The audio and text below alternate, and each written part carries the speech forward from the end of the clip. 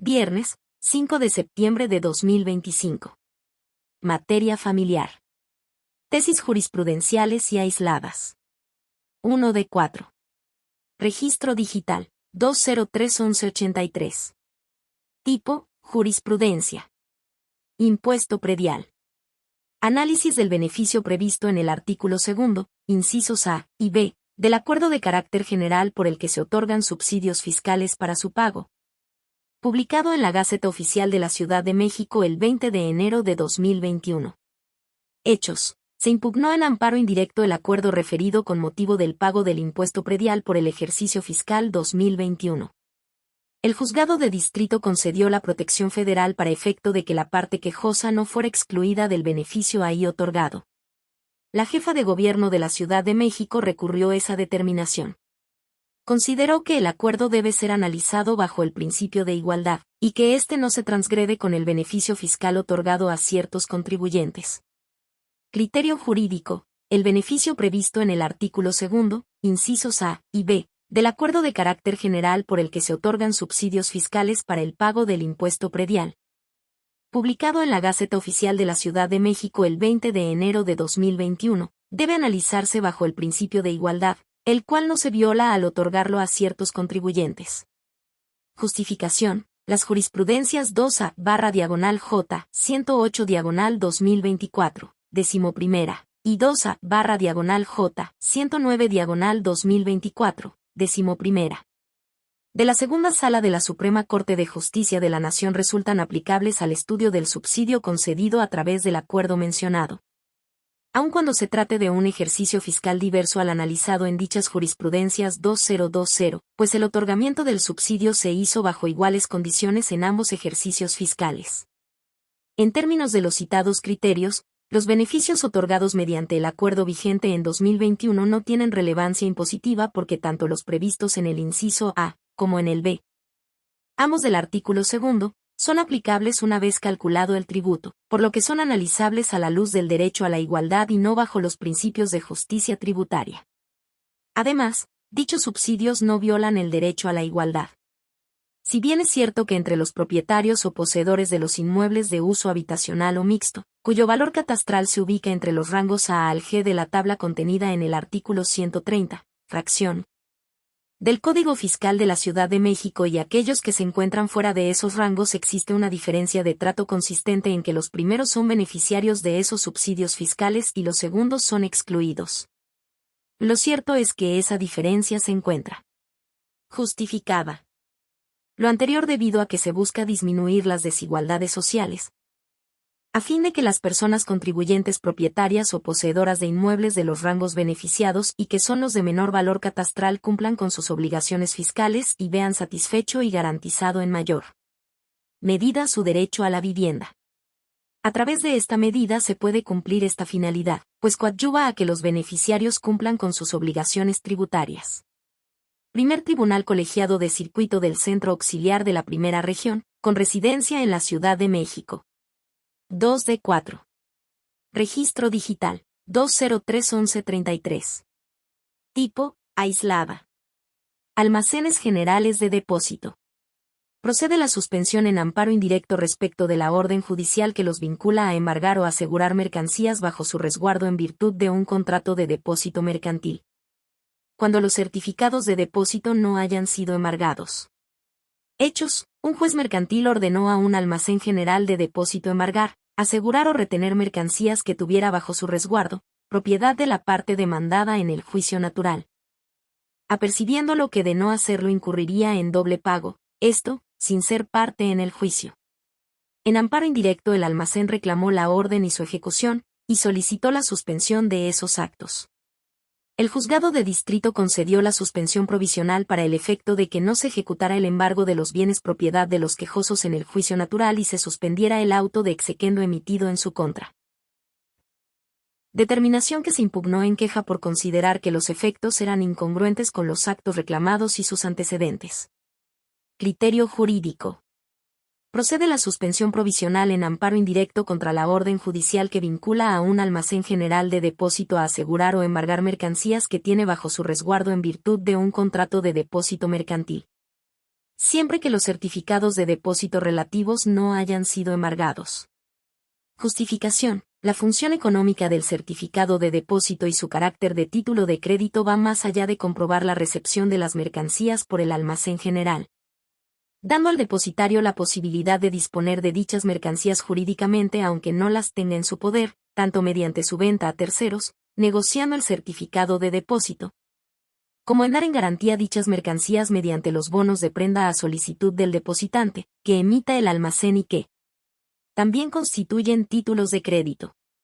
El artículo 287 de la Ley General de Títulos y Operaciones de Crédito dispone que los bienes o mercancías objeto del depósito en los almacenes generales de depósito y el producto de su venta, o el valor de la indemnización en caso de siniestro, no podrán ser reivindicados, embargados ni sujetos a cualquier otro vínculo, cuando se hayan expedido a su respecto certificados de depósito. El diverso artículo 20 de dicha norma determina taxativamente que el secuestro o cualesquiera otros vínculos sobre el derecho consignado en el título o sobre las mercancías por él representadas no surtirán efecto si no comprenden el título mismo. En consecuencia, si un almacén general de depósito reclama en amparo indirecto la orden judicial que lo vincula a embargar o a asegurar mercancías que tiene bajo su resguardo en virtud de un contrato de depósito mercantil, debe concederse la suspensión siempre que los certificados de depósito no hayan sido embargados. Los efectos de dicha medida son que las cosas permanezcan en el estado que guardan, es decir, que se paralice la orden reclamada, permitiendo al almacén general de depósito continuar con su actividad comercial conforme a derecho, cumpliendo con sus obligaciones relativas a los contratos de depósito celebrados. Segundo Tribunal Colegiado en Materia Civil del Tercer Circuito. 3 de 4. Registro Digital. 203-1149. Tipo: aislada. Conflictos por violencia de género en la Universidad Nacional Autónoma de México. Excepciones en la tramitación y aplicación del procedimiento alternativo. Hechos. Una alumna de la Universidad Nacional Autónoma de México denunció ante las autoridades de esa institución actos de acoso por parte de un compañero hacia ella y otras alumnas, a través de mensajes en WhatsApp y Facebook. Aunque inicialmente no solicitó una sanción, propuso 5 medidas de naturaleza restaurativa para garantizar entornos seguros, siendo la separación o destitución una medida excepcional. La Defensoría de Derechos Humanos, sin explicar a la víctima la naturaleza de los alcances y los efectos de los procedimientos alternativos de corte restaurativo y formal de enfoque retributivo y el derecho que ésta tiene para elegir qué tipo de procedimiento seguir, abrió una queja contra el presunto agresor, quien rindió declaración sin asistencia legal. El director de la facultad le impuso una suspensión provisional de 6 meses y remitió el caso al tribunal universitario, el cual determinó la responsabilidad del alumno por violencia de género en la modalidad de acoso y violencia psicológica y ratificó la sanción. El sancionado recurrió a la Comisión de Honor del Consejo Universitario, la que confirmó la resolución.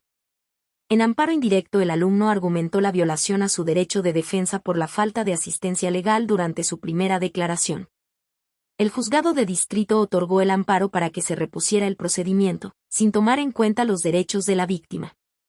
La universidad interpuso recurso de revisión y alegó que el caso no fue examinado con perspectiva de género. Criterio jurídico. Este tribunal colegiado de circuito determina que en los conflictos por violencia de género en la Universidad Nacional Autónoma de México no es viable tramitar y aplicar el procedimiento alternativo con enfoque restaurativo, si no concurren condiciones de igualdad entre las partes involucradas. Justificación. No siempre es factible tramitar y aplicar un mecanismo alternativo de solución de conflictos relacionados con violencia de género si no existen condiciones de igualdad para participar. Algunos supuestos en que esto no es factible son: y, si existió violencia física; 2, si se trató de aproximaciones sexuales con personas infantes; 3, si se presentaron problemas similares previamente con la persona acusada de ejercer la violencia; 4, si los incidentes van en escala; v, si se trata de hechos que podrían configurar delitos que se persiguen de oficio; d, si una valoración psicológica muestra que la integridad de la víctima podría tener un efecto negativo o riesgo; o 7, si no existe posibilidad de participar en un diálogo respetuoso y constructivo. Primer Tribunal Colegiado en Materia Administrativa del Segundo Circuito. 4 de 4. Registro Digital. 2031153. Tipo, aislada. Costas en segunda instancia. Es improcedente su condena si el Tribunal de Alzada modifica la sentencia de primer grado. Legislación del Estado de Veracruz de Ignacio de la Llave. Hechos. En un juicio ordinario civil se dictó sentencia en la que se absolvió a la demandada de las prestaciones reclamadas, pero no se hizo condena respecto de las costas del juicio. Inconforme con dicha determinación, la demandada interpuso recurso de apelación, en el que se determinó modificar el fallo apelado para el efecto de condenar a la actora a los gastos y costas del juicio en primera instancia. Empero, no se hizo condena respecto de las costas de la alzada. Derivado de ello, la parte reo promovió juicio de amparo directo en el que, entre otras cuestiones, reclamó que se condene a su contraria al pago de los gastos y costas de segunda instancia. Criterio jurídico. Este tribunal colegiado de circuito determina que es improcedente la condena en costas en segunda instancia cuando el Tribunal de Alzada modifica la sentencia de primera instancia. Conforme al artículo 104, último párrafo, del Código de Procedimientos Civiles para el Estado de Veracruz de Ignacio de la Llave. Justificación. De dicho precepto se advierte que tratándose de los gastos y costas en segunda instancia, el legislador veracruzano estableció que no procede su condena cuando se modifique la resolución apelada. Ello con independencia de que dicha variación guarde relación con aspectos que atañen al fondo del asunto, o bien, con el tema de las costas en la primera instancia, pues lo cierto es que de una u otra manera se obtuvo la modificación de la resolución que dio origen al recurso de apelación. Más aún, si en el caso el justiciable fue la propia quejosa quien interpuso el recurso de apelación derivado de un actuar incorrecto del juez de primer grado, y no con motivo de una conducta procesal asumida por su contraparte, de ahí que, en tal supuesto, no es procedente responsabilizar al tercero interesado del pago de los gastos y costas de la alzada. Primer Tribunal Colegiado en Materia Civil del Séptimo Circuito.